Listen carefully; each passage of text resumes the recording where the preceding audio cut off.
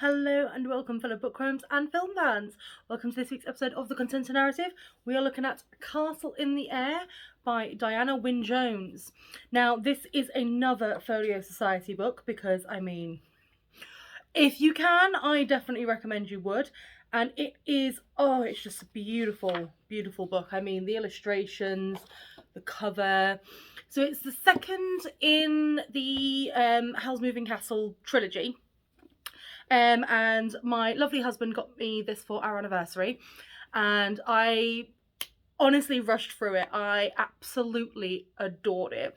It was sort of like a 1001 Arabian Nights kind of style with a bit of Howl thrown in there. It doesn't come in for a very long time, so if you're expecting all Howl and Sophie, you'd be a little bit disappointed because they are quite at the end, but it's just such a lovely, lovely little book. It's not a long book, and to be perfectly honest, I thoroughly enjoyed it. So it follows this one guy who ends up on a magic carpet, and when he sleeps, it takes him off to this magical little world where he meets this princess that he falls in love with, and then she gets kidnapped, and he's then going on this really odd, strange journey, and he picks up little companions on the way to save the princess. And the ending is not the kind of they live happily ever after, it's a good ending, it's a solid ending, and I really like the ending. I'm not going to tell you what it is, because obviously I don't like spoiling book reviews, whereas the book to film adaptations, obviously I discuss it in its entirety. But my goodness, like literally, it was just so satisfying to read, and it's such a good narrative as well that you don't realise how quickly you're reading it until you turn around and suddenly you're like, oh, I finished.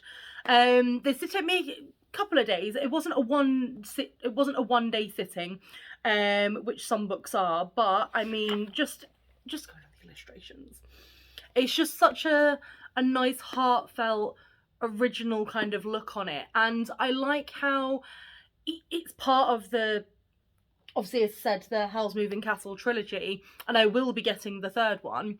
And it's part of that trilogy, and I love how it kind of follows along the same sort of magical storylines, but it doesn't rely too heavily on the characters that we've met in the first one.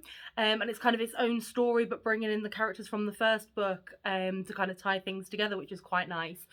But I would recommend it. I definitely would recommend it. It gets a 4 out of 5 from me. 100%. It's such a really good read. I mean, if you can go to your local library and get it, great. If you buy it on Kindle or paperback or anything like that. Obviously, I got the first one.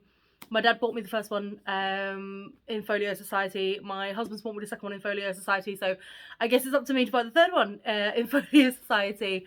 But give it a go, give it a read, and leave it below in the comments if you enjoy this book. Let me know what you think. If you agree or disagree with anything that I say, please do let me know. But thank you so much for your continued support, and remember to always keep it contento.